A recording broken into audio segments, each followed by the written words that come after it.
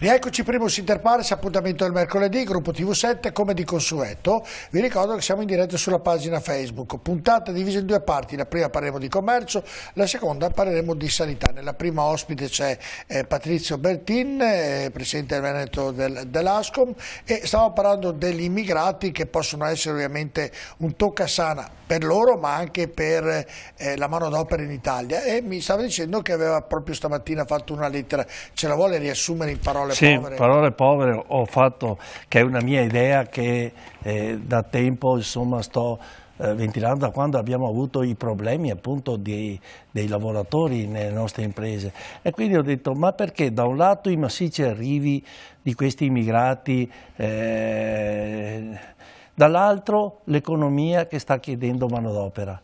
Perché non mettiamo assieme queste due cose? Abbiamo la forza lavoro che sta arrivando nel nostro paese e noi abbiamo bisogno di manodopera, e quindi i nostri giovani... perché secondo lei abbiamo bisogno? Perché i giovani nostri vogliono altre... No, i giovani nostri non è vero che non hanno voglia di lavorare. Non ho detto questo. Non hanno voglia. I giovani nostri... Ho detto i giovani nostri vanno all'estero. Vanno all'estero, si fanno una grande esperienza all'estero. Vogliono lavorare magari non il sabato e la domenica. Questo sì.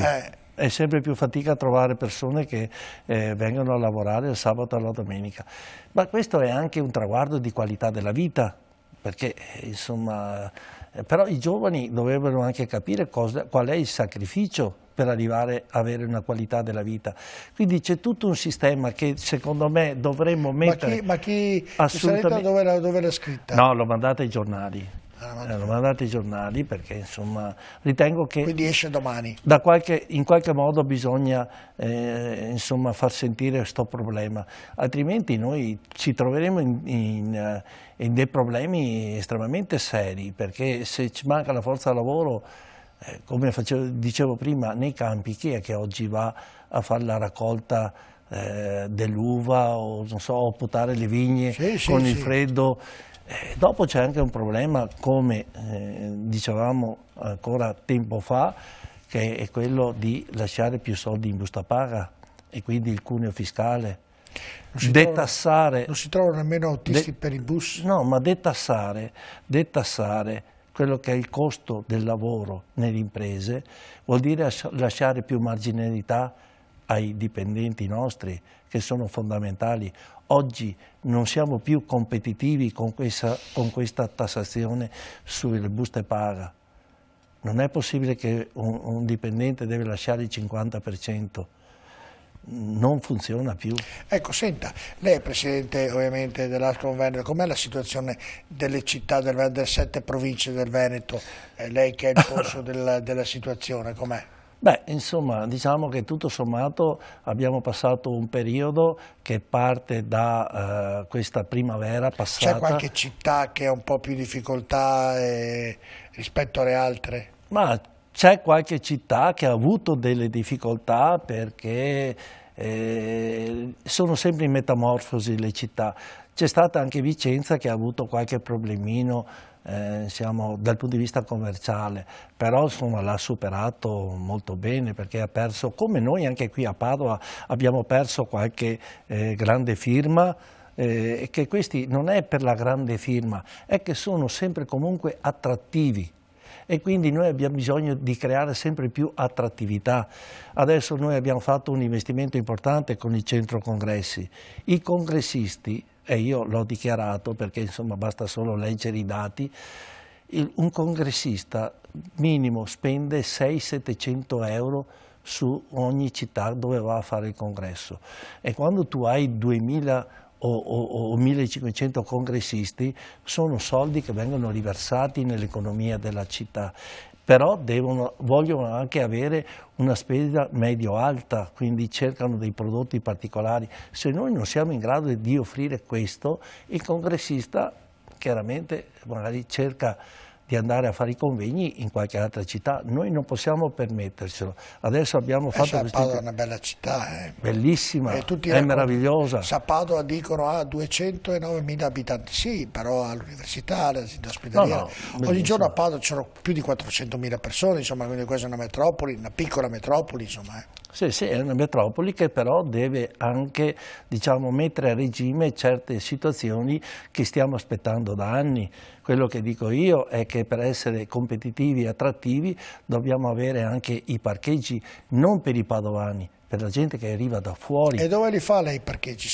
Ecco, è sempre il solito allora, problema. facciamo un ragionamento che colleghiamo poi, che ho letto, mi sembra di aver letto che lei gradisce la via del lusso, e dunque uno che vorrebbe a Padova, nella zona di Piazza Insurrezione, da quei lati lì, ricreare la via del lusso. Distretto dello shopping, non del lusso, perché il lusso è una parola. Però era stato chiamato così, adesso è cambiato. Non ho dato io il titolo. Però era così. Però, sì, ma fare un distretto è perché mi è venuto... No, vengo, aspetti. Sì, prego. Lì una delle idee che io condivido, se dovesse accadere sarei contentissimo, è togliere quel parcheggio in Piazza Insurrezione. Sì.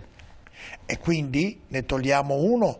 Il comune dice, no, sai, quello oggi con le difficoltà economiche è un bacino economico importante, perché lì si paga molto, è sempre pieno, perché la gente brontola quando i parcheggi sono cari, poi vadi alla Pradina, costano una miseria rispetto lei è d'accordo nel togliere il parcheggio? Mi sembra che lei abbia detto che è d'accordo anche in questo? Sì, io sono d'accordo di levare. E dove li fai i parcheggi? Il parcheggio, bravissimo. Dove li fai i parcheggi? Allora, io ho chiesto più volte all'amministrazione di creare un tavolo di confronto con dei tecnici, che siano tecnici che sanno fare veramente questo lavoro, per capire e individuare dove si possono fare dei parcheggi, perché gli investitori si trovano, perché oggi il parcheggio è una cosa redditizia. Sono d'accordo. E rende però molto. Non è questo, sono d'accordo. Dove si fanno a Padova i parcheggi? Largo Europa l'ha preso il comune, l'ha preso di proprietà di Largo Europa, il parcheggio di Largo Europa l'ha preso il comune. La domanda è: dove li fa in centro a Padova i parcheggi Patrizio Bertin, se potesse decidere? Perché scavare sottoterra, io credo che, capito, scavando sottoterra, guardi, ieri è crollato, non so se ha letto, in un quartiere di Padova, Ponte 4 Martiri, è crollato un garage di mezzo metro. No, però se lei passa vicino hanno costruito un condominio che ha dell'assurdità rispetto a tutti gli altri. E magari non è che lì nel scavare sotto ha fatto qualcosa insomma, cioè voglio dire, per scavare qualcosa sotto hanno cercato di fare, se lei ricorda, nel tempo fa a Città Giardino, un parcheggio sotterraneo. Hanno iniziato a scavare, sono calati i palazzi, più o meno, l'ho esagerato, però no, ma il terreno di Padova nello scavare può trovare enormi difficoltà, e quindi dove lo farebbe? Guardi, dipende da che parte entriamo in città. Ci sono quattro punti. C'è il multipiano del Boschetti, che non è male. Sì. Bene, poi c'è un multipiano che è dietro alla stazione, che è poco usato, è mezzo vuoto perché è una zona un po' particolare. C'è un multipiano vicino allo IOV. Cioè ci sono dei multipiani che... E poi ma sono di servizio alla zona per cui è stato messo il multipiano vicino allo IOV, serve allo IOV. Lo IOV, però quello vicino a Piazza Boschetti è per quello il centro. Boschetti, ecco, serve a Boschetti. Prima c'era anche il parco Boschetti.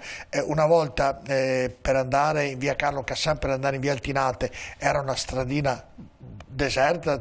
Oggi con quel parcheggio e col parcheggio anche degli scrovegni, che ci sono molti posti auto. E che quella via l'ho promossa io, perché ho consumato tante scarpe, via Porciglia. Esatto, ecco, però ci sono, tutte quelle vie là erano vie che stavano diventando appunto garage per le macchine, adesso sono vie che sono frequentatissime e animati. Allora, però i parcheggi, oltre a quello, perché c'è il tribunale che ovviamente riceve molte persone, c'è la fiera, insomma, dove fai il parcheggio a Padova perché sia comodo? Ma allora, c'è la zona PP1, no? C'è i privati? Fermo, il comune comunque, il comune quando dà una concessione edilizia ha sempre una parte. Allora, la zona PP1, lì si possono ricavare parcheggi. Adesso abbiamo il Boschetti. La zona PP1 qualche dubbio che tante macchine. No, vabbè, quello che sarà... Il Boschetti non può mettere macchine lì. No, scusa, il Boschetti. Perché non si può scavare sotto il Boschetti? Non ho mai capito perché. Perché sotto c'è ma guardi che fanno i ponti anche sotto la Manica. Sì, ho capito. Ci sono altre realtà in giro per il mondo che vediamo che non si spaventano per andare sotto 10 metri. Farebbe sotto il Boschetti. Ecco, Piazza Mazzini, c'è una piazza grandissima, non si può andare sotto a scavare, però se c'è l'ideologia di dire la fantasia, le macchine le mettiamo fuori la città, non si scava e non si fanno parcheggi. La sua fantasia è davvero tanto erotica. È bella. No, sì, è bella, è molto bella, però io credo, Bertì, che sono d'accordo con lei, ci vogliono i parcheggi, però credo che i parcheggi vanno fatti, dal mio modesto punto di vista, se fatti bene, anche fuori dal città. Io le dico, le faccio un esempio. Il parcheggio che è in Piazza Rabi, Prato alla Valle, è un parcheggio bellissimo. Sì. I parcheggi ce ne sono sotto questo punto di vista. Se tu lo fai e c'è questo tram, non so se lei è d'accordo o no col tram, che ovviamente cambierà il volto della città, e fai nei parcheggi scambiatori, nel punto dove arriva il tram, dei parcheggi scambiatori, cioè io credo, se a Brusegana di fronte all'ospedale c'è un parcheggio ed è mezzo vuoto. Allora, mettiamoci in testa una cosa, l'ha detto lei prima. 400.000 persone arrivano a lavorare a Padova. C'è un movimento di 400.000. I parcheggi scambiatori servono ai padovani o a quelli che arrivano a Padova a lavorare. Il turista, che è quello che noi puntiamo, lui vuole arrivare, quando lei va a Vienna, va in cerca del parcheggio scambiatore, faccio un esempio, o va in cerca di un parcheggio più vicino al centro. Le spiego, è questo il concetto. Subito. Dipende che città è che città. Io sono andato a Vienna perché avevo preso il problema del parcheggio, era sotterraneo in centro a Vienna. C'era il parcheggio, per arrivarci c'erano sensi vietati che era, però se vai in tante altre città... Anche gli alberghi danno il parcheggio ai turisti. Va bene, però anche qui gli alberghi danno il parcheggio ai turisti, però le dico, ci sono città dove è difficile trovare anche il parcheggio, deve parcheggiare fuori. Se ci sono i trasporti, se lei va a Milano non può parcheggiare in centro a Milano, deve parcheggiare fuori. Io se vado a Milano, però arrivo dove voglio a Milano, pago, però arrivo. Ma se trova il posto, pago. Se no deve andare al parcheggio, quello vicino a San Siro, prende la metro e va in centro in un attimo, che non mi ricordo come si chiama, ci sono, ma fuori.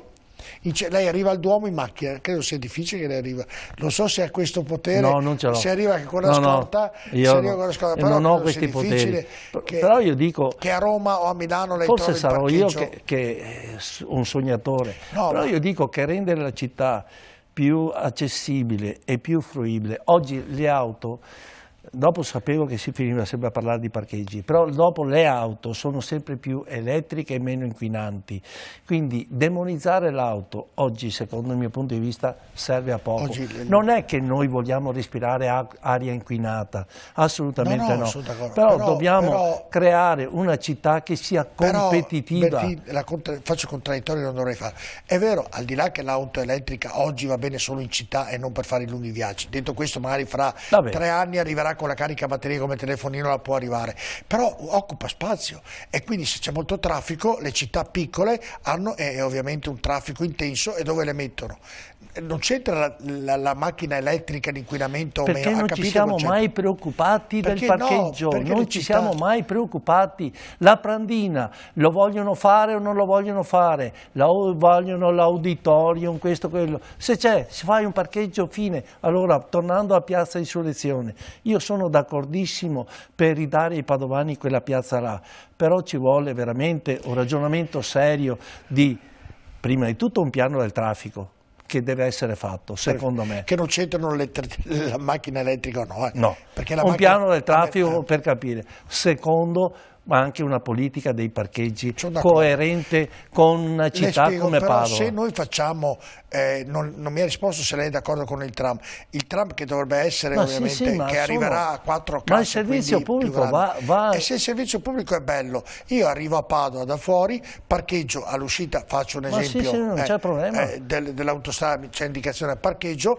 e in un minuto sono in centro, capito? Quindi, ma questo, addirittura, ripeto, se io... Mi scusi, Londra, Parigi, chi più ne ha più ne metta, lei sale, va in metropolitana ed è turista, non va in macchina. Ma io quando arrivo su una città, adesso siamo stati anche a Berlino, io metto giù la macchina e poi mi muovo col servizio pubblico, ma metto giù la macchina dove sono, dove ho l'albergo, ma anche qui è così. Ecco, o qui ho i parcheggi, non metto giù la macchina e poi mi muovo e vado a scoprire la città. Ma qui il problema è dove metto giù la macchina. In albergo. tutti gli alberghi Va hanno bene, posto ma macchina. se io sono un turista che arriva da Milano, dove metto giù la macchina? Che non vado in albergo, non vai in vengo a albergo. visitare No. Padova perché c'è una bellissima Ecco, no, mostra. ma io le do ragione. Sono domande che mi faccio, ok, da padovano. Poi non lo so, è il sistema No, sono giusto o d'accordo, sbagliato. sono d'accordo. Io Sono quasi in dico, chiusura. allora, facciamo questo quadrilatero dello shopping. Perché? Perché abbiamo perso attrattività in quella zona di Padova e quindi è giusto anche dare dignità anche a quei negozi là, se vogliamo fare appunto la politica di mantenere aperti i nostri negozi. Mi sono confrontato con quei esercenti là e loro appunto hanno detto dobbiamo fare qualcosa, si sono inventati anche qualche festicciola per essere attrattivi, per animare un po'. Ma quindi invece io dico no, facciamo una zona che sia ben definita e riconosciuta, comunichiamo all'esterno che abbiamo a Padova la volontà di fare questo quadrilatero, perché noi vogliamo che arrivino anche imprese ad aprire a Padova. Ecco perché allora ho preso contatti con delle imprese, con dei buyer, okay, e anche con degli agenti e questi qui quando hanno capito ma cosa state facendo a Padova, si sono interessati, si sono incuriositi, hanno avuto la voglia di conoscere questa cosa. Adesso bisogna che con l'amministrazione e con l'assessore Bressa stiamo dialogando molto bene in questo merito per capire se è fattibile questo processo qua, ma qualcosa bisogna sempre, una città è in movimento costante e noi dobbiamo sempre creare curiosità, attrattività, perché Urbus Picta ha fatto la sua parte, però dopo il resto lo dobbiamo fare anche noi come commercianti, animare la città, perché anche il negozio vuol dire anche sicurezza, il negozio vuol dire anche socialità e quindi se perdiamo questi valori qua la città regredisce invece che arricchirsi. Certo. Dica ai commercianti Via del Santo, perché ieri sono arrivate delle email, l'ho detto al sindaco, gliel'ho chiesto, ho detto che sono dei commercianti che tolgono le luci natalizie in Via del Santo. Perché se lascio lì per l'anno prossimo magari diventa, lo dico a lei che è di commercianti perché mi è arrivata ieri un'email. Sì, è vero, ho visto anch'io che ci sono le luminarie di Natale. Il sindaco con l'assessore ha avuto questo, ha detto che sono dei commercianti, sono stati ovviamente richiamati, sono stati addirittura multati per toglierli e non li hanno ancora tolti perché ovviamente la gente che passa di là dice ancora Natale qui, magari anche bello, però dato che sono i commercianti se ne può dire e fare qualcosa anche in merito. Sì, beh, lì bisogna capire di chi è la colpa. Patrizio, no, dei commercianti le faccio questa domanda perché ci sono arrivate delle email da parte di telespettatori. Ma è giusto. Ieri l'ho chiesto al sindaco, il sindaco subito ha risposto che non è di competenza del comune, anzi è di competenza dei commercianti della zona, hanno chiesto agli senz'altro è di competenza dell'installatore, perché non è che il commerciante va a installare, l'installatore magari non so neanche se l'installatore sia ancora o che abbia fallito o che abbia chiuso l'impresa e che quindi ha abbandonato, certo. Bisogna, ecco, qualcuno si deve prendere. Le pongo il problema che c'è arrivato. Adesso mi informerò anch'io per prendere insomma in considerazione questo problema. Le ho posto il problema e ci sono arrivati un paio di email, allora dato che siccome noi facciamo un appuntamento il sindaco risponde su questo fatto, ieri l'ho chiesto al sindaco e il sindaco ha detto non è di competenza del comune, anzi noi abbiamo sollecitato che vengano tolti perché è un brutto vedere, però invece io non dico che non è competenza mia, io dico che mi prenderò carico per dare una risposta. Che magari domani non passi Via del Santo vedo Bertì sulle scale per togliere questo. Può anche essere. È una battuta scherzosa per la confidenza che ho con lei.